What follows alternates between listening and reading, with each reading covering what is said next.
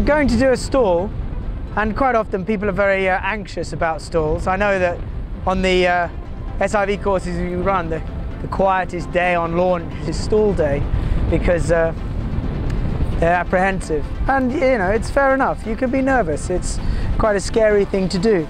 But stalls are one of those things that once you've done it and you realise how smooth and safe it is, then your confidence soars. It enables you to be able to fly confidently, knowing that if you got into trouble and you couldn't course correct or deal with it, then you can stall it out. Because if you can't stall it out and you've got a cravat, the only choice you've got is to throw your reserve, and then you're out of the game for the rest of the flight. So it's quite good to learn to stall, but don't feel under pressure. Obviously, stall is not the only recovery technique from a cravat. You can see all the recovery techniques in the cravat section in disc 2. Another feeling you should learn is searching for the point of stall. And so I'm going to start to create it, and you'll hear it go quieter and quieter, and the glider will start to drop back. It's a feeling of being pulled back off your chair. And as soon as it starts, you obviously do the natural thing, let go and break the dive. So watch this, I'm going to slowly apply, just notice my hands, okay? And it'll go slower and slower and slower, nice and slow so you know it's coming. Okay, go slower, you see how silent it is now. Okay, and as soon as it starts to go, there you go, it starts to go, ease off, let it dive and recover. That's the finding the stall, the point at which the glider stalls. It's good to know it because you can use it to your advantage in thermals and stuff like that. So it's nice to know. Okay, let's have some fun. Let's do a full stall. Now, as I drop into the full stall, all I'm doing is going into the stall point and then pushing my arms down. There's a lot of thrashing around, but all we do is we hold it in, and once it's in and we've fallen back, we gently ease up and recover. So I'll slow it down. Okay, good. And now I'll lock my arms on now, and I'll hold it. I'm underneath now. Okay, and I'll smoothly release now, and then let it dive and recover. So that's a sort of full stall. You're locking your arms down, and you know, the glider's falling backwards. It's going into a full stall. We hold it stable, stabilize underneath the wing, and then smoothly recover. You perhaps saw my brakes coming up nice and smoothly.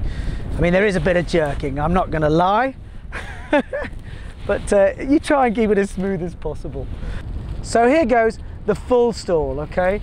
So I'll just stall it now.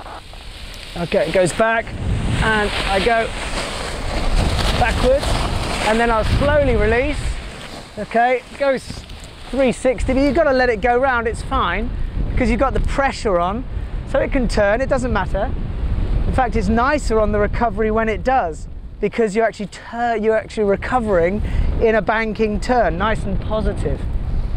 Okay, but you can see once it's in a full stall, it's a bit messy, isn't it? It's a bit messy, it thrashes around, it's not very nice. But what if you had a cravat, you want to just quickly stall it, quickly recover it. So this is what I'm going to show you now, quick stall and a quick recovery. So bury the brakes and wait. So here we go, down, and it's above me.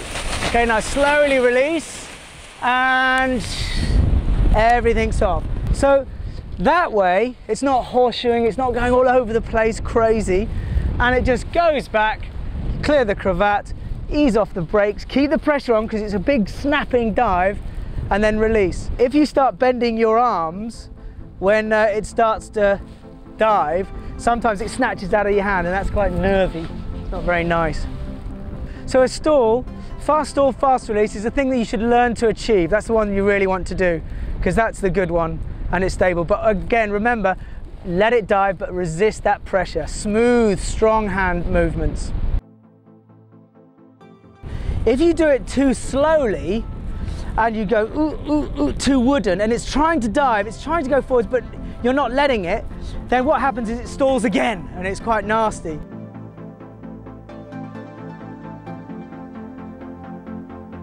So you've got to let it dive, just providing friction, resistance, and then you've got it nailed.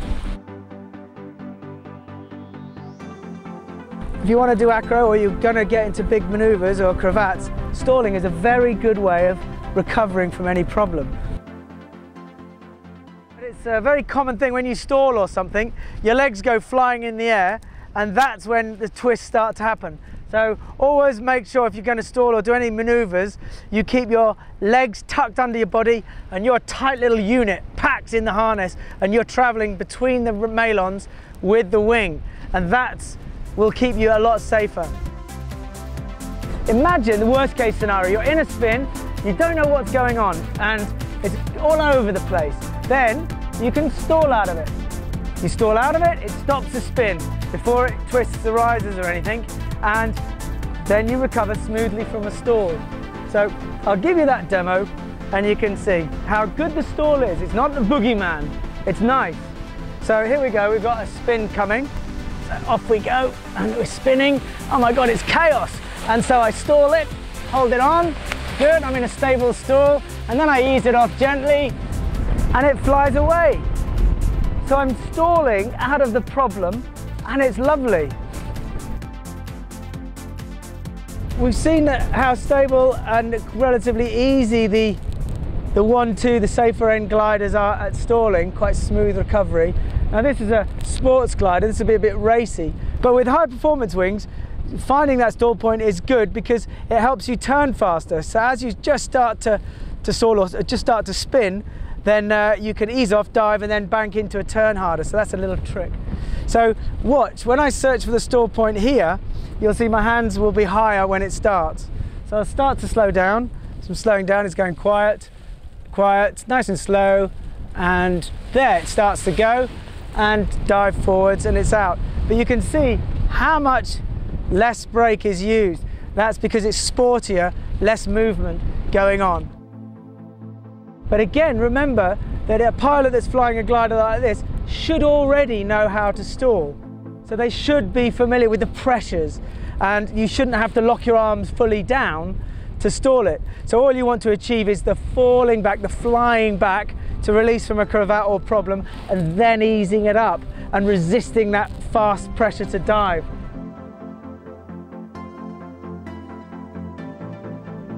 Now I'm going to enter a stall and then pull it out. As soon as it starts dropping back, I'm going to pull it out. So we go into the stall like this, it drops back like that. I've got pressure now.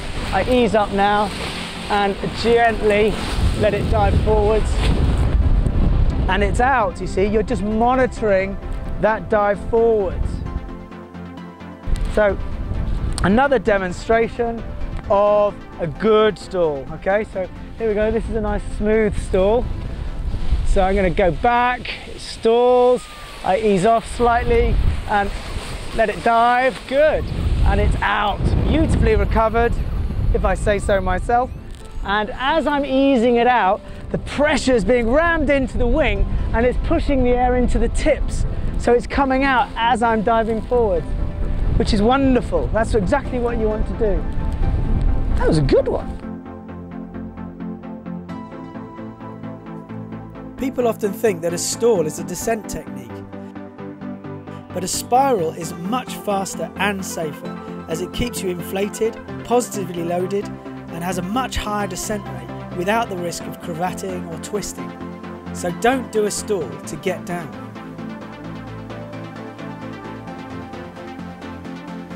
And when you are stalling, be careful that your hand doesn't rub against the reserve and pull it out accidentally. You've got to remember that you've got to be smooth but not rigid, otherwise you can re-stall it or start to spin it. If it ever starts to go wrong, stall it again. Get your control, get your composure, and do it again. Don't be in a flap to try and correct the problem. Stall it, calm down, now recover again. That's the best way of doing it, because we all make mistakes. We all hover and start to helicopter and all this. If there's any doubt, put your hands down or put your hands up.